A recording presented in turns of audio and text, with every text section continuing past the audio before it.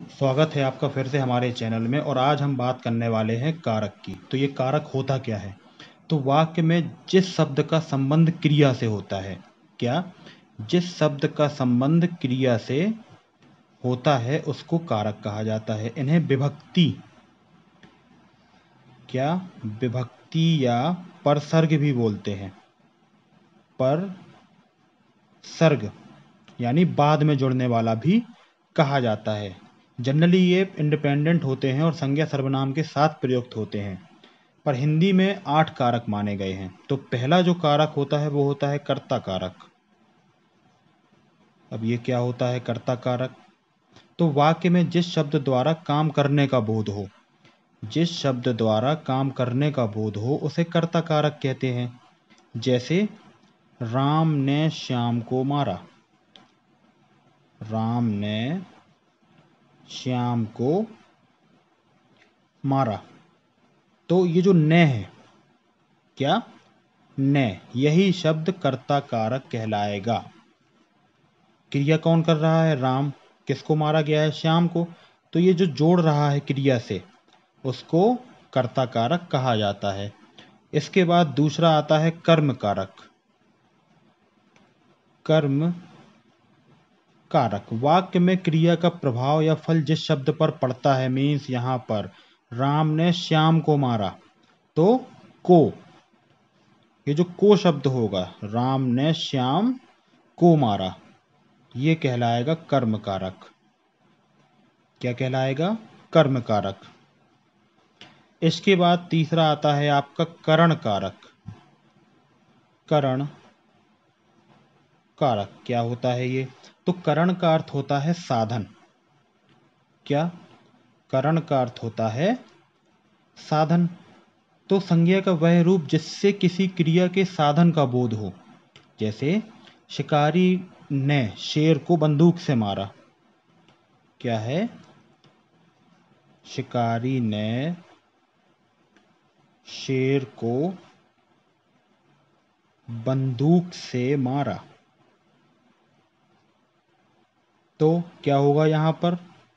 तो यहाँ जो से है, बंदूक से या फिर बंदूक के द्वारा, इस टाइप के जो शब्द आएंगे वो सभी करण कारक के कहलाएंगे। कौन कौन से शब्द हो सकते हैं? एक तो से होगा, एक के होगा, एक द्वारा होगा, इसके अलावा के कारण या के साथ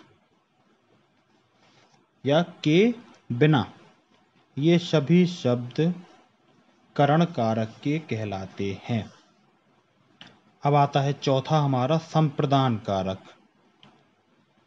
संप्रदान कारक क्या होता है ये? तो जिसके लिए कुछ किया जाए या जिसको कुछ दिया जाए, इसका बोध कराने वाले शब्द। जैसे उसने विद्यार्थी को पुस्तक दी। क्या है?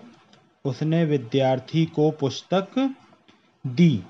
तो ये जो को शब्द है, ये इस जगह पे अगर इस्तेमाल हो रहा होगा तो वो संप्रदान कारक के अंतर्गत आएगा। विद्यार्थी को पुस्तक दी। पांचवा होता है अपादान कारक।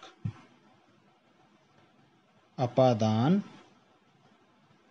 कारक वाक्य में जिस स्थान या वस्तु से किसी व्यक्ति या वस्तु की पृथकता अथवा तुलना का बोध हो। जैसे कहीं से कोई आ रहा हो, जैसे मैं अल्मोड़ा से आया हूँ। मैं अल्मोड़ा से आया हूँ। या मैं जोशी जी से आशुलिपि सीखता हूँ। तो यहाँ जो ये से शब्द होगा, मैं अल्मोड़ा से आया हूँ या मैं फलाने से ये करूँगा, तो ये सभी शब्द अपादान कारक के अंतर्गत आते हैं। छठवां होता है संबंध कारक। क्या होता है? संबंध कारक। तो संज्ञा या सर्वनाम के जिस रूप से किसी अन्य शब्द के साथ का संबंध या लगाव प्रतीत हो उसको संबंध कारक कहते हैं। जैसे अनीता सुरेश की बहन है। अनीता सुरेश की बहन है। तो ये शब्द किस तरीके के होते हैं इसके? एक तो का हो सकता है, सुरेश का भाई है। की हो सकता है, के हो सकता है। इस तरीके के जो भी शब्द होते हैं वो शब्द संबंध कारक के अंतर्गत आते हैं। सातवां है अधिकरण। क्या है? अधिकरण कारक।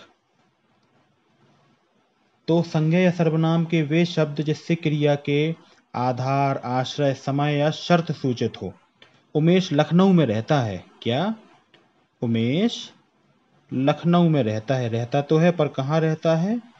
लखनऊ में रहता है। तो ये जो मैं शब्द है, क्या? ये जो मैं शब्द है ये अधिकरण कारक के अंतर्गत आता है। पुस्तक मेज पर रखी है, तो यहाँ पर भी हो जाएगा। मेज पर रखी है। अब आता है अंतिम कारक जो कि है संबोधन कारक। संबोधन कारक। अब ये क्या होता है? तो ये अंतिम कारक होता है संज्ञा के जिस रूप से किसी को पुकारने, चेतावनी देने या सावधान करने की बात हो। जैसे हे राम, जब भगवान को पुकारते हैं तो हे राम, या चलो हटो यहाँ से, चलो हटो यहाँ से। इस टाइप के जो वर्ड होते हैं जैसे हे, अरे, अजी, रे, इस टाइप के जो भी शब्द आएंगे वो सभी संबोधन कारक के अंतर्गत होते हैं। हे राम रक्षा करो, अरे मूर्ख संभल जा, ओ लड़कों खेलना बंद करो। तो इस टाइप के जो भी शब्द आते हैं वो शब्द संबोधन कारक से आते हैं। तो ये थे आपके कारक।